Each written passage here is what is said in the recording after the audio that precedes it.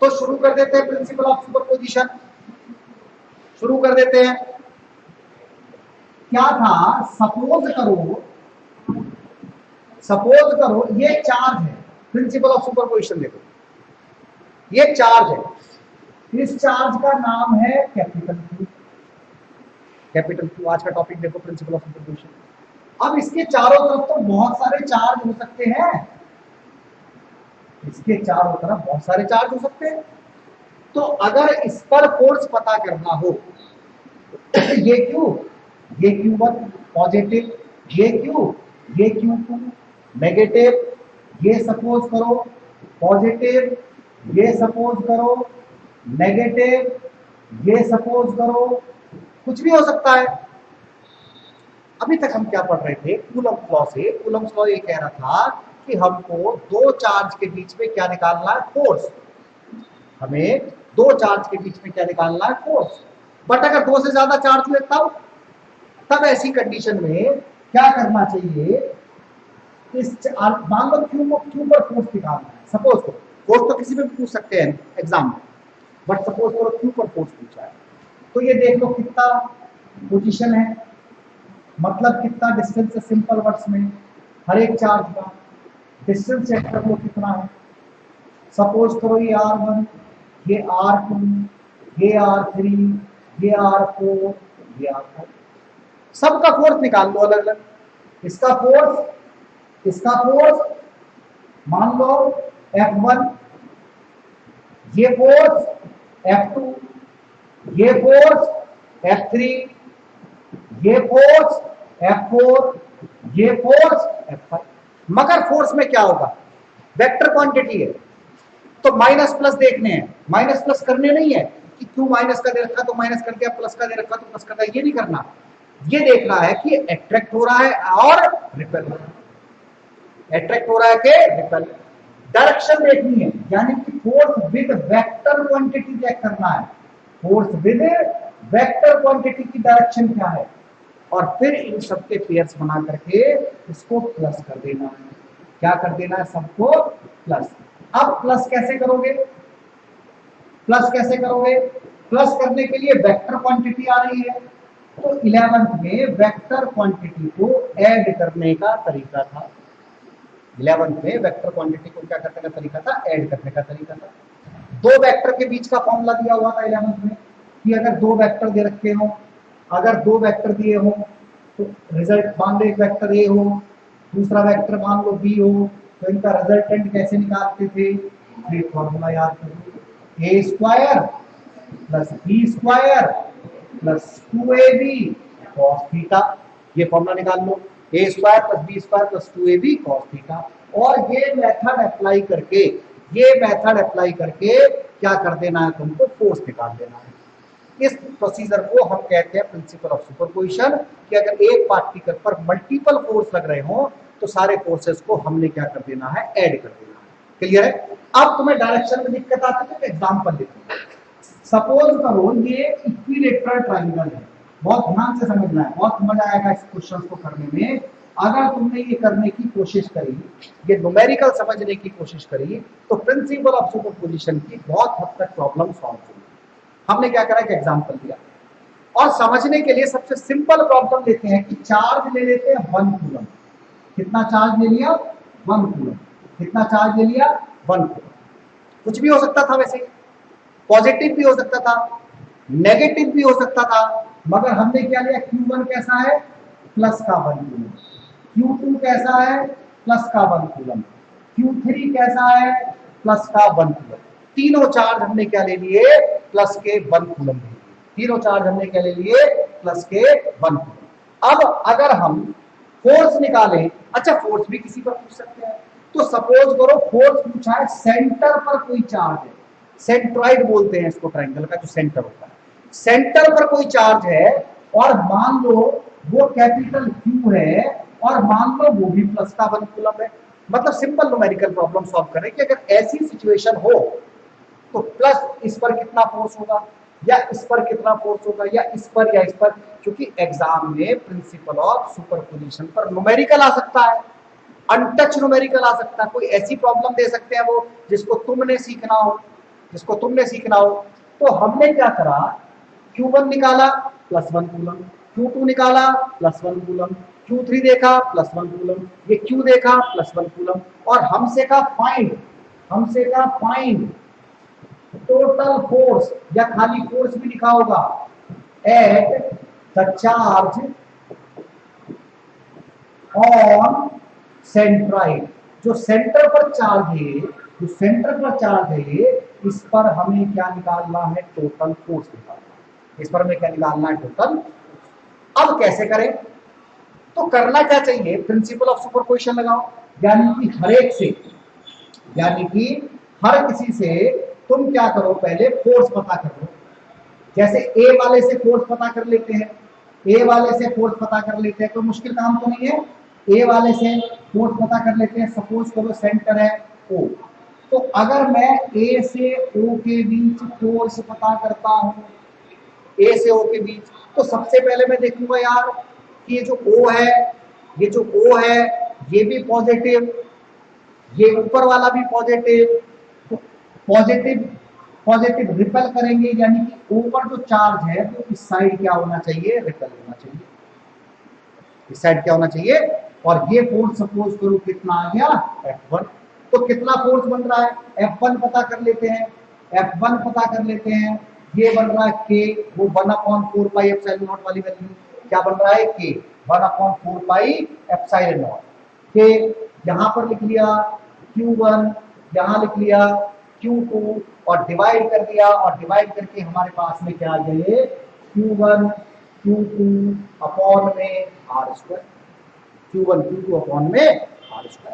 हमने क्या पता कर लिया, फोर्स पता कर लिया। अब हम पता कर लेते हैं बी वाले से, किससे पता कर लेते हैं कि भाई बी वाले ने कितना फोर्स लगाया, ये लग रहा है, ये भी ओ वाला क्या होगा, फिर से रिपेल होगा, फिर से रिपेल होगा, तो फिर से फोर्स पता करा बी वाले से, F2 फोर्स हो गया के Q1 Q2 अपॉन में R²।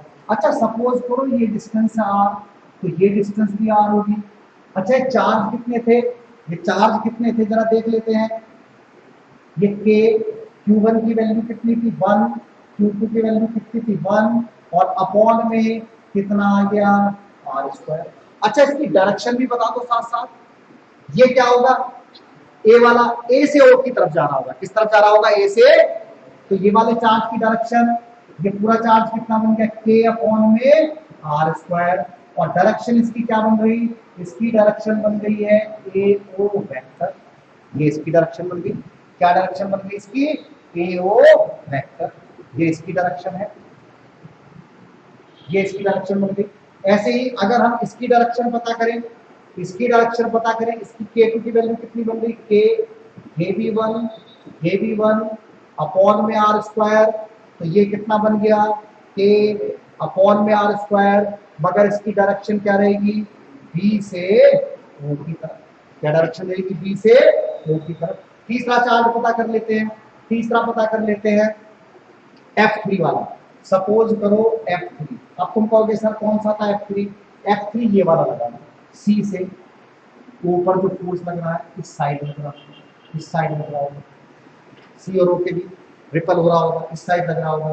तो ये फिर से पता कर लेते हैं F3 क्या होगा, K, पहला चार्ज भी 1 था, दूसरा चार्ज भी 1 था, दोनों के बीच का डिस्टेंस ये बना, तो K upon R²। Direction check कर लेते हैं, डायरेक्शन क्या बन रही है, C से O की तरफ, क्या डायरेक्शन बन रही है, C से O की तरफ, ये डायरेक्शन बन रही है। प्रिंसिपल ऑफ सुपरपोजिशन क्या कहता है, ये चार्ज आपस में क्या होने चाहिए, प्लस हो जाने चाहिए विद वेक्टर के हिसाब से, विद वेक्टर के हिसाब से। तो F इज इक्वल टू, पहला चार्ज था K R², डायरेक्शन थी इसकी A से O की तरफ, क्या डायरेक्शन थी, A से O की तरफ, प्लस दूसरा चार्ज कितना था K R², डायरेक्शन थी B से O की तरफ, तीसरा चार्ज कितना था K R², डायरेक्शन थी C से O की तरफ। यानी कि K अपॉन R² सबसे कॉमन है, ब्रैकेट में चल रहा है AO vector plus BO vector plus CO vector, यानी कि ये कहा जा रहा है, ये कहा जा रहा है कि एक पार्टिकल है ये कहा जा रहा है इस टॉपिक में कि ये क्या है, एक पार्टिकल है। सपोज करो ये एक पार्टिकल है, फिर आप 11 का वेक्टर समझो, ये एक पार्टिकल है, अगर इस पर एक फोर्स लग रहा हो इस साइड, एक फोर्स लग रहा हो इस साइड और एक फोर्स लग रहा हो इस साइड, तो इन तीनों का रिजल्टेंट क्या होता है, जीरो। तीनों का रिजल्टेंट क्या होता है, जीरो। इन दोनों को प्लस करोगे क्यों जीरो होता है, इन दोनों को प्लस करोगे F1 F2, दो को प्लस कर रहे हैं, इसका रिजल्ट इधर जाएगा और ये दोनों आपस में क्या हो जाएंगे, कैंसिल आउट। तो इसका मतलब जो हमने यहां पर ये करा था, जो हमने ये लिखा था AO plus BO plus CO, ये टोटल वैल्यू कितनी होनी चाहिए, जीरो। तो आंसर क्या बन रहा है, K/R² into 0 and final answer is zero. But अगर ये क्वेश्चन मल्टीपल में आ जाता, किसमें आ जाता, मल्टीपल में, तो तुमने फिर ऐसे नहीं करना था, मल्टीपल में डायरेक्ट जीरो लिख देते। तीनों चार्ज सेम है, तीनों रिपेल कर रहे हैं भाई, तीनों चार्ज सेम है, तीनों सेम डिस्टेंस पर है, तीनों रिपेल कर रहे हैं, तो जब यहां पर फोर्स लग रहा है तो तीनों का फोर्स इक्वल होगा, तीनों का फोर्स इक्वल होगा।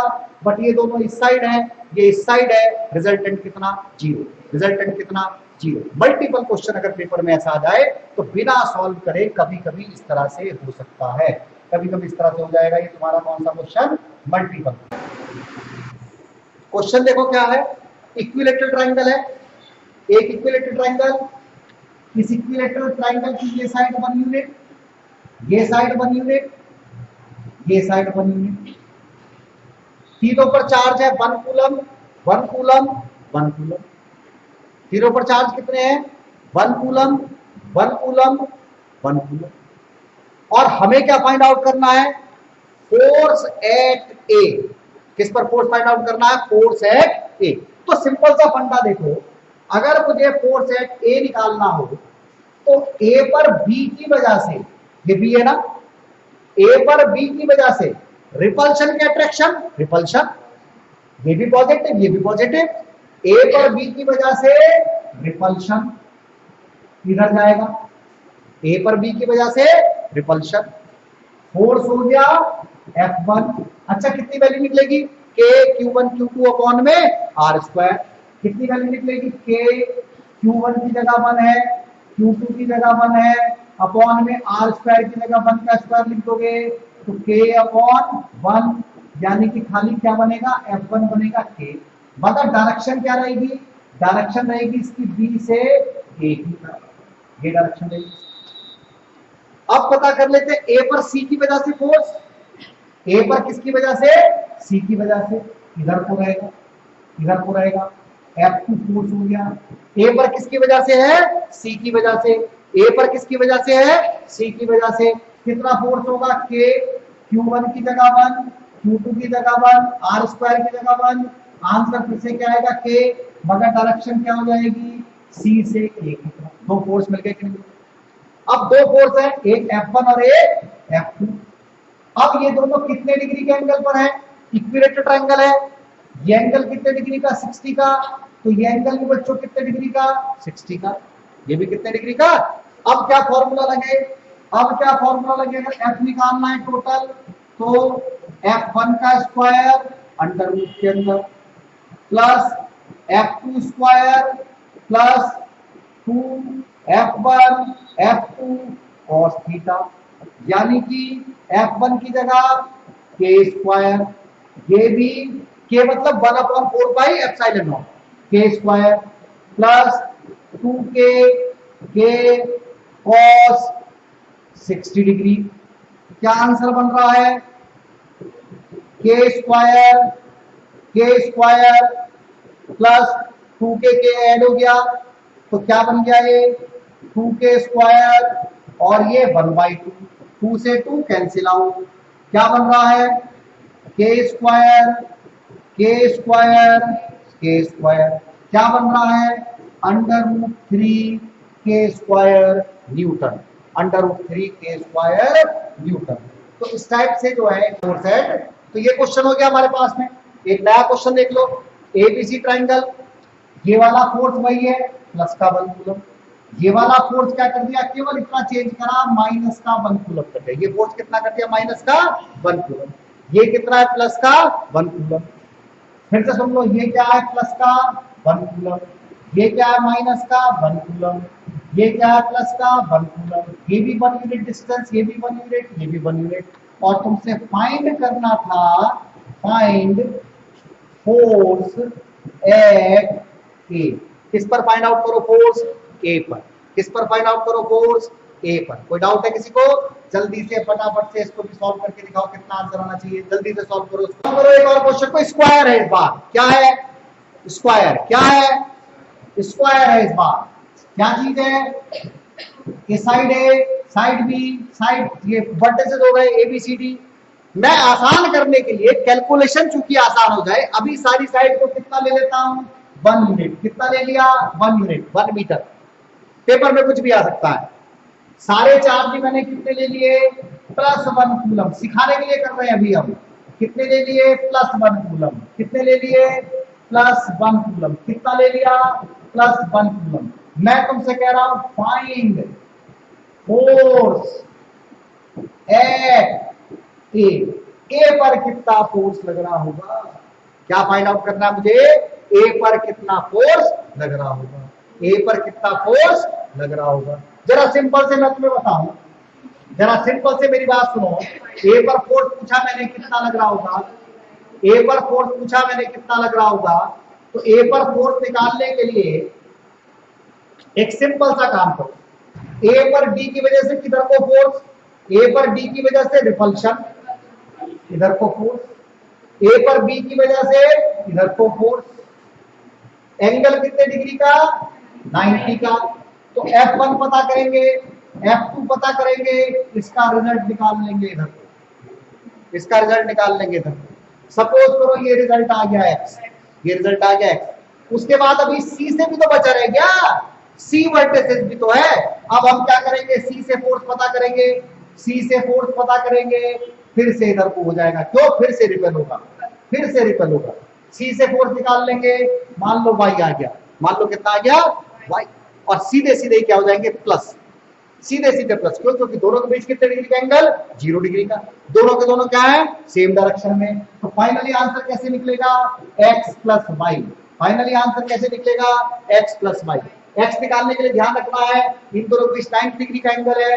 जब तुम x पता करोगे तो वो कितना होगा, पहले वाले फोर्स का स्क्वायर, दूसरे वाले फोर्स का स्क्वायर, 2F1 F2 cos 90। ठीक है, 2F1 F2 cos 90। जब तुम इससे निकालोगे, अब एक बात सुनो, जब इससे निकाल रहे तो ये डिस्टेंस चाहिए, ये डिस्टेंस चाहिए, ये डिस्टेंस चाहिए, ये कितनी है, 1, ये भी कितनी, 1। ये कैसे फाइंड आउट करोगे, पाइथागोरस थ्योरम। कैसे फाइंड आउट करोगे, पाइथागोरस थ्योरम। √1 का square plus 1 square, that is √2। तो ये फोर्स निकालने के लिए क्या डिस्टेंस यूज करोगे, 1। इससे ये वाला फोर्स निकालने के लिए क्या डिस्टेंस यूज करोगे, 1। बट जब ये वाली डिस्टेंस निकालोगे, ये वाला फोर्स निकालोगे, तो क्या यूज करना है, √2। फटाफट से सॉल्व करके आंसर बोलो कितना आ रहा है।